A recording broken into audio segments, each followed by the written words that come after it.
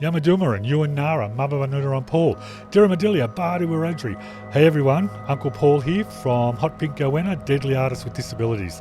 And I just want to welcome you to our inaugural podcast and videos on Deadly Artists with Disabilities. I'm a Deadly Artist with Disability myself. I had polio as a kid and that has impacted on my life and the way that I do my art.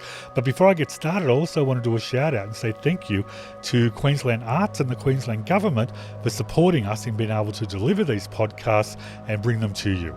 So over the next few months, I'm really looking forward to interviewing some amazing artists from a group up here called Noonaron Arts.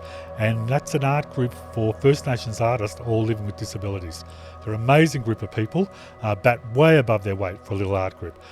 They've had exhibitions at Geneva at the United Nations. They've had exhibitions at the Botanical Gardens here at Maroochydore, a couple of exhibitions at Parliament House Brisbane, and the Novotel Hotel Group have hosted a few. And we're about to do an exhibition at the United Nations in New York soon as part of the UNCRPD. So lots and lots to talk about with them. And really looking forward to them is that, we need to have a stronger voice in disabilities. At the moment, there seems to be a lot of non-disabled experts speaking on our behalf and talking us up. So, and the thing is, women, for instance, back in the day, women didn't even have a vote. All these men spoke on behalf of women, and a woman couldn't even get a loan unless her husband went for it. But now women are independent and they have their own voice, and heaven help any man that tries to speak on their behalf.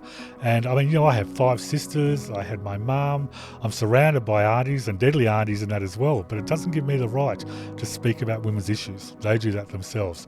And it's the same as I recently bumped into a man who was a non-Indigenous man, and he greeted me in Wiradjuri. Now he had studied Wiradjuri studies, could speak the language fluently and had huge knowledge on our culture and issues and our history. But that didn't give him the right to now speak on behalf of Indigenous people and be the spokesperson for us. So why is it that people who are non-disabled can speak on behalf of us? We have our own voice, we're quite capable of speaking up, and that's what we want to do with this podcast. We have our allies, we have amazing people that stand alongside us, but they don't stand in front of us.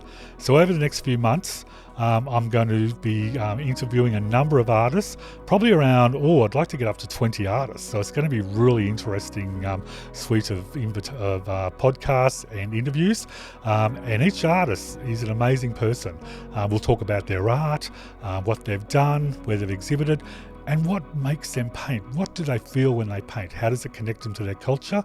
And as an artist with disability, how does that influence or impact on the way they tell their stories? So I really hope people stay tuned. We're going to be doing a few little promo videos and some little different takes. We'll do some outtakes as well because it's always about fun, and we really hope people stay tuned. So we'll put it across a number of platforms on social media to be able to share it. And one of the ones, if you want to get into it, you can have a look at my webpage, hotpinkgoanna.com, and we'll do the links from there. We'll start posting on there as well. But we'll also use Instagram. So we'll try and get it out to as many people as possible. So please stay tuned. We have some deadly artists to talk to. We'll show you photos of their beautiful work, and we really hope that you stay tuned and we get to connect and really, build a strong relationship with everyone. So cheers everyone, and thanks again, and Yamada.